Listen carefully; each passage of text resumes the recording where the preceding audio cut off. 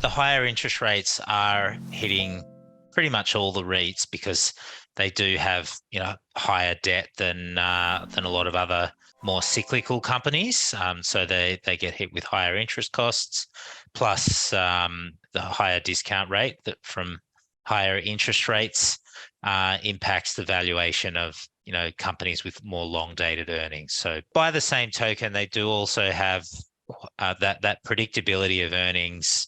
They have a very strong list of tenants. All the major REITs have, and there's very few in there that we expect would default, even in a recession, for example. The REITs generally are able to get some earnings growth from improving as we sort of leave the pandemic behind, plus a little bit of rental growth built into the leases to offset some of those interest rate rises. The office space, yes, it's tough. Rents did come down a long way, but we seem to be kind of seeing a bit of a stabilization there. In some areas, they're rising.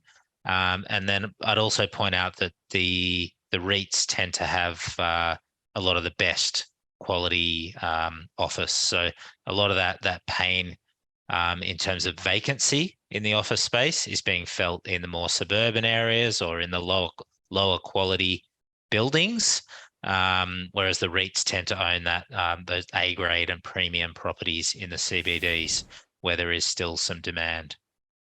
In the retail property trust or retail REITs, if you look at the sort of the neighborhood or convenience malls that have, your local shopping center, about half the tenant base for those names is the big supermarkets like Coles, Woolworths, Aldi. And so that's your neighborhood or convenience REITs like Charter Hall Retail REIT or Region Group. And then if you look at the more destination malls, so like the Westfield centres that are owned by Scentre Group, or for example, the Chadstone Shopping Centre in Melbourne that's owned by Vicinity Centres. They also have a lot of exposure to the supermarkets. They also have, brands like Kmart, Louis Vuitton, JB Hi-Fi. Those discretionary retailers may suffer more in a recession, but they still have to keep paying the rent. Typically, there's rental growth built into those leases. Yeah, that's on the retail side. So if you think about a lot of those big office REITs, so things like Dexus, Mirvac, and GPT, that they are focused on the CBD, the prime assets in the CBDs. And those are typically tenanted by the likes of the big banks, also the large listed companies that have their head offices in the CBDs around Australia, particularly on the eastern seaboard.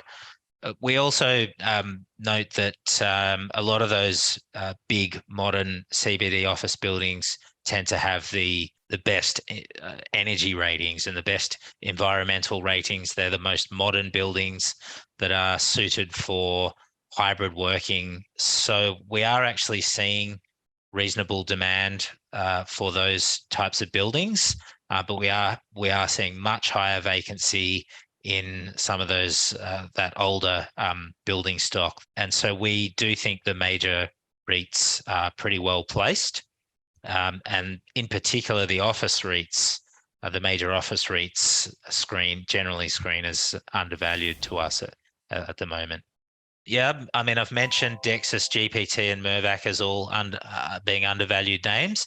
And then I'd probably particularly single out Mirvac because not only does it have one of the best and most modern office portfolios in Australia, it also is one of the best known residential housing and apartment developers. Now, you might sort of think, well, both these areas are under pressure at present, but a lot of the valuation is about the long-term earnings, and we're actually seeing good long-term fundamentals for Mirvac. So, for example, on the residential side, we've got very strong population growth. We've got a significant physical shortage of housing, as evidenced by the low rental vacancy rate across Australia. And we're also seeing a lot of residential developers go out of business who don't have a strong enough balance sheet, or who don't have the capability to manage costs and project complexities in this current difficult environment. So if anything, the kind of long-term outlook for Mirvac is improving as some of the weaker competitors exit, whereas Mirvac, unlike a lot of other developers, it integrates all the way from design, construction to development and sales of the finished product, particularly on the apartment side.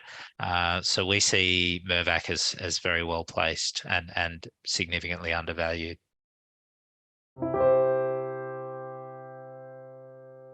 Any advice in this video is general advice or regulated financial advice under New Zealand law prepared by Morningstar Australasia Proprietary Limited and or Morningstar Research Limited, without reference to your financial objectives, situation or needs. You should consider the advice in light of these matters and any relevant product disclosure statement before making any decision to invest. To obtain advice for your own situation, contact a financial advisor.